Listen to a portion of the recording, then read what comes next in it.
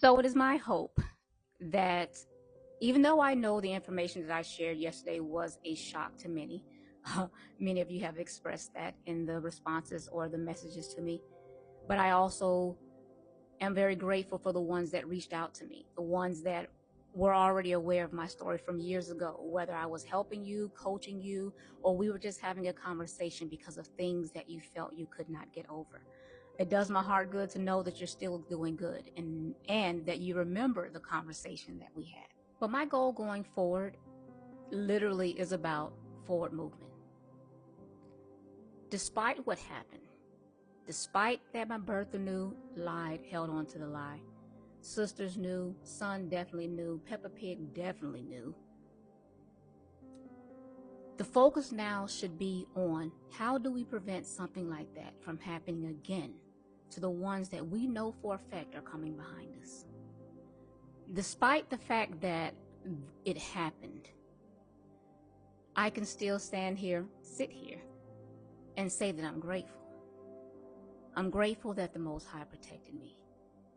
I'm grateful that my father opened my eyes, my dad. That man opened my eyes to stuff that I just didn't see. I don't know if I was so focused on family and wanting family to be something that I think deep down inside I knew it was not. But him being older, being more mature, he let me know, he showed me how much family really was not. I had gotten so focused on family that I completely overlooked that the very people that were repeatedly calling on me for help, literally drowning me, like I was drowning, were the very people that linked up with this woman, believed everything she said, and played the game with her. And yes, it was a game. It was a game because what was being shown to me in my face was nothing but pure love. What was happening behind my back was the exact opposite. Still haven't quite learned how somebody can do that and still sleep at night. But that's okay. And it's okay because this lie changed everything. It changed how people saw me, but equally changed how I saw other people. It made me realize that people actually will listen to what someone else says, whether there's evidence or not. And for years, will continue on living by what they know was a lie and be perfectly okay with it.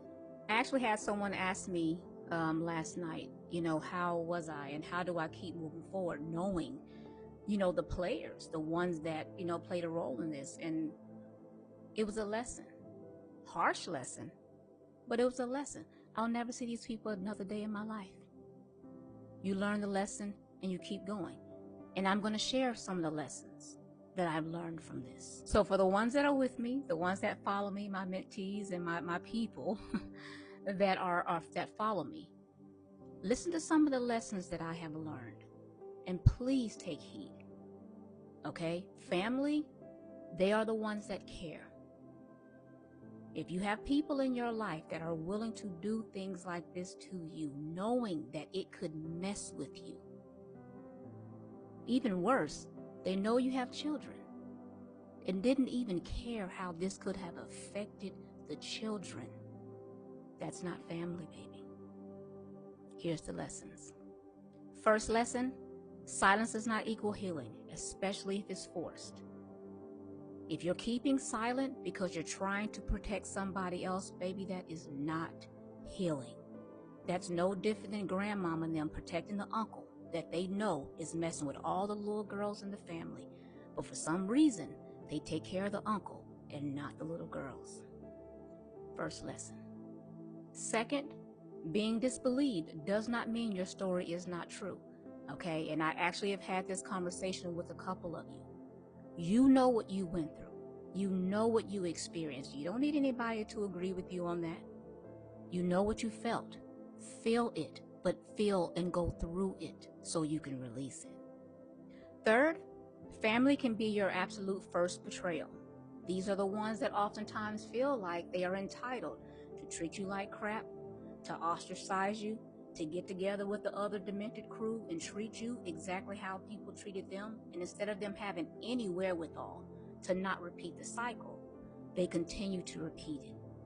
Now, this is not for everybody, because there are some people that were actually born into a very loving family.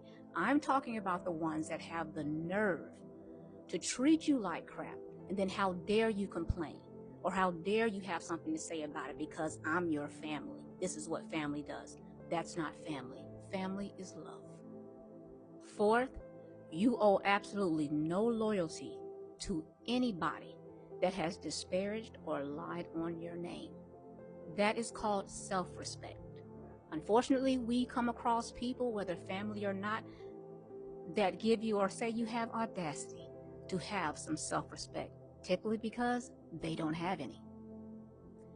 You do not have to be loyal to anybody that does not handle your name in the proper way, even in your absence. And last but not least, trust me, you're not the only one. You're not alone. So many that have talked to me, so many of you have shared with me that you felt like it was just you. Baby, it's not just you. It just feels that way because you're the one feeling, you're the one receiving the negativity at the time, but it is not just you. I want to ensure that you hear this clearly. Their denial, that's not your problem.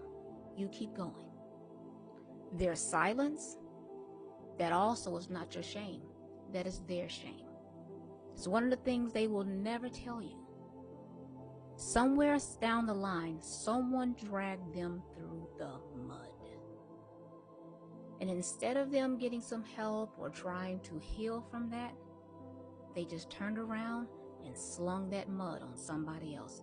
And they slung it again, and they slung it again, and they slung it again, because that is all they know. Don't let somebody's silence be your shame. You let them have that. You keep going.